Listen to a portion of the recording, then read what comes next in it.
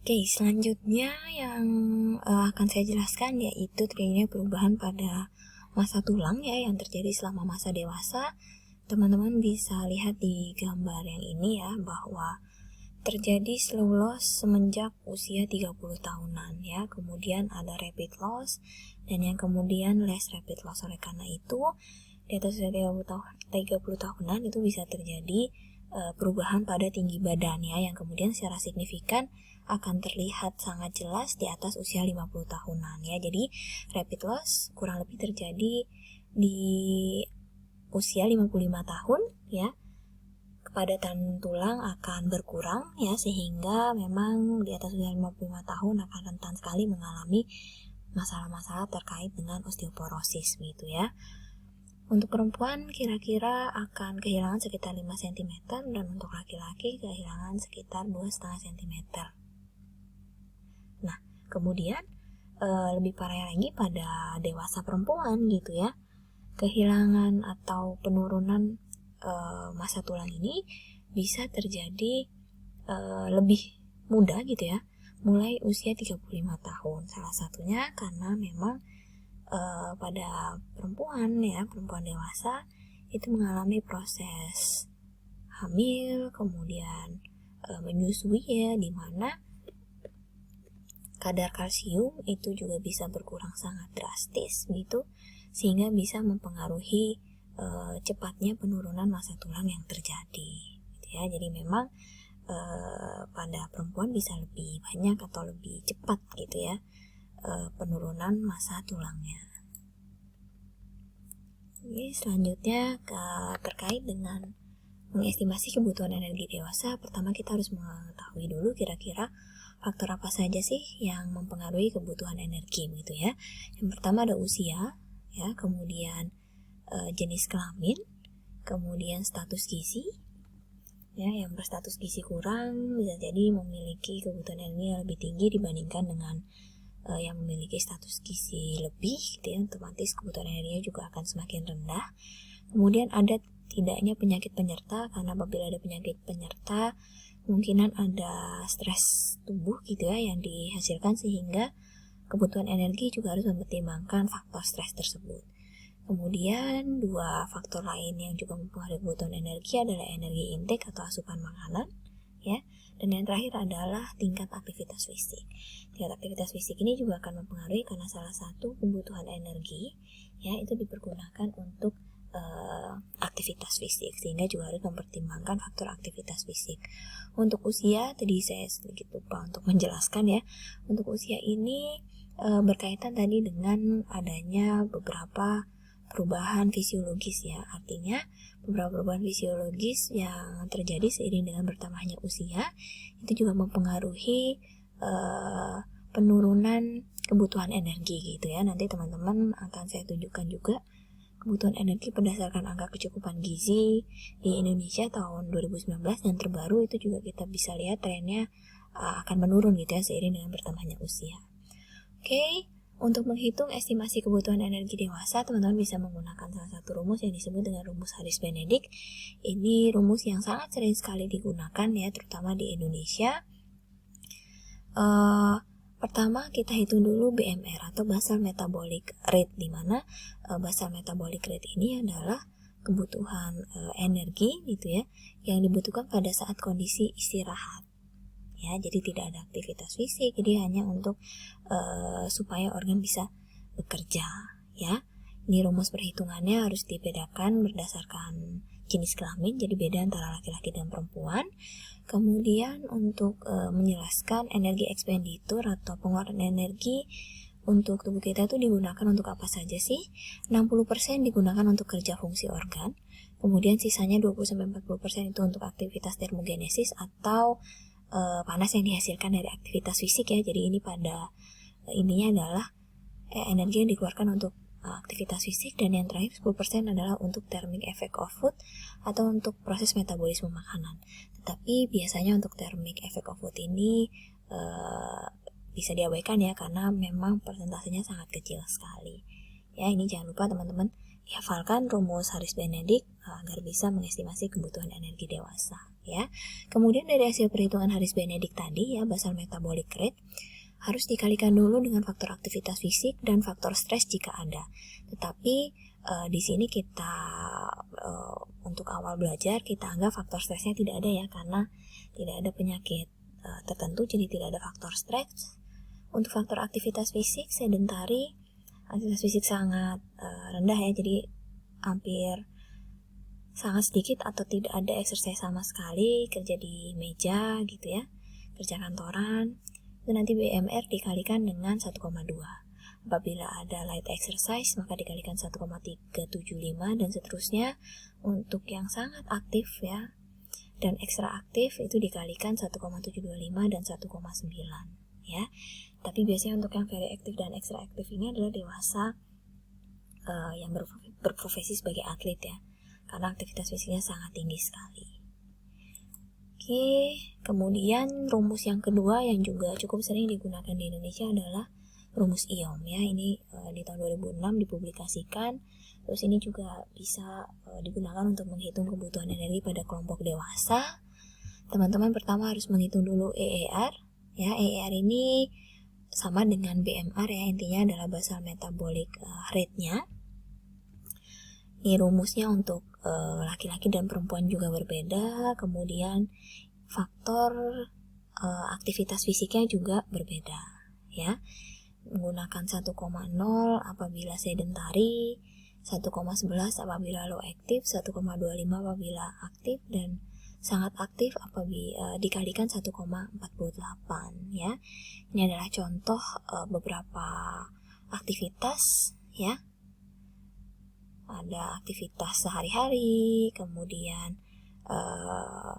aktivitas fisik yang sedang gitu ya. Ini contohnya berjalan kaki dan seterusnya. Gitu ya, teman-teman bisa melakukan estimasi dulu kira-kira aktivitas fisiknya termasuk aktivitas fisik yang apa, baru kemudian bisa menghitung kebutuhan energinya.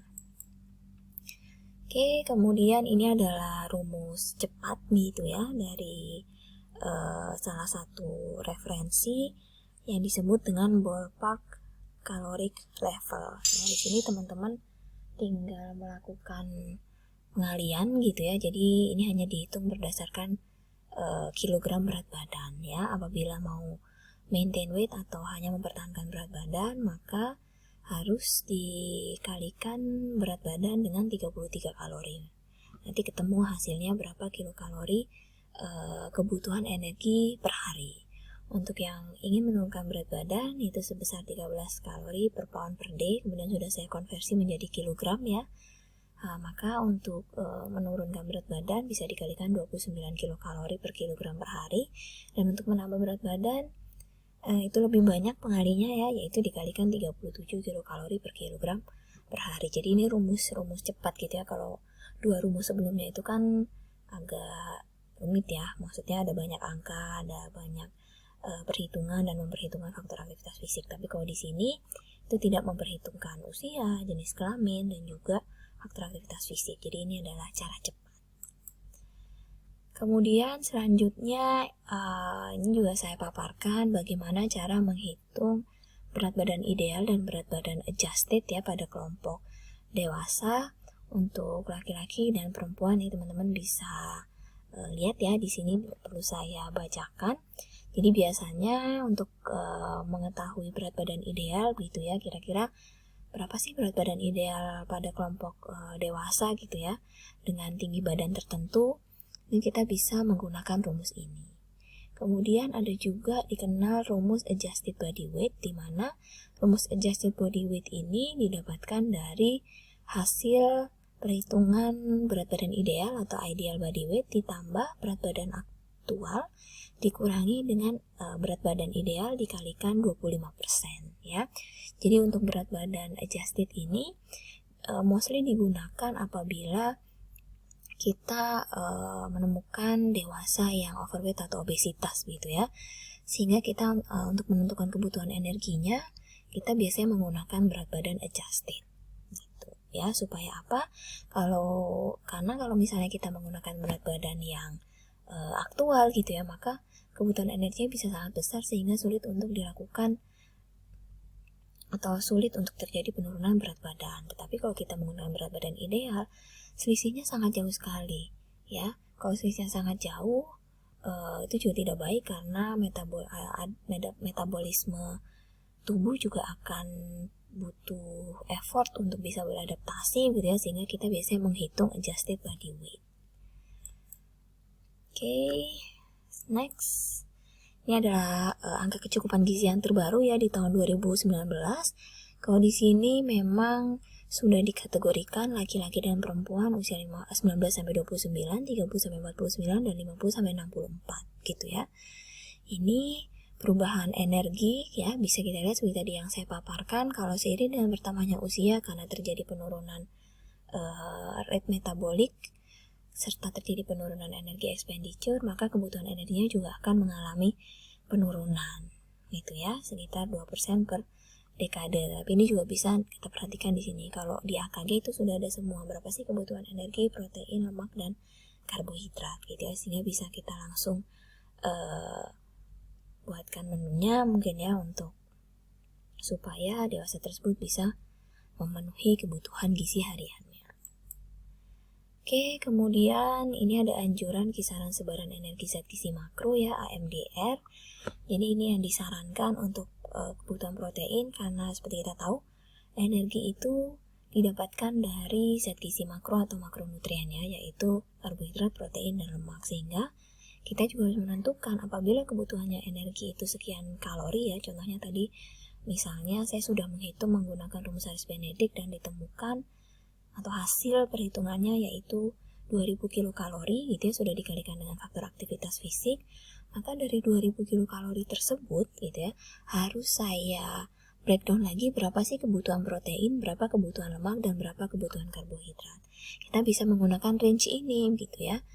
Yang dalam kurung ini adalah kisaran anjuran yang di Amerika Serikat, sedangkan yang di luar kurung ini 15, 25, dan 60 ini adalah anjurannya gitu ya, tetapi kita bisa menggunakan range di dalam tanda kurung ini. Untuk protein dianjurkan 15%, jadi antara 10 sampai 30%.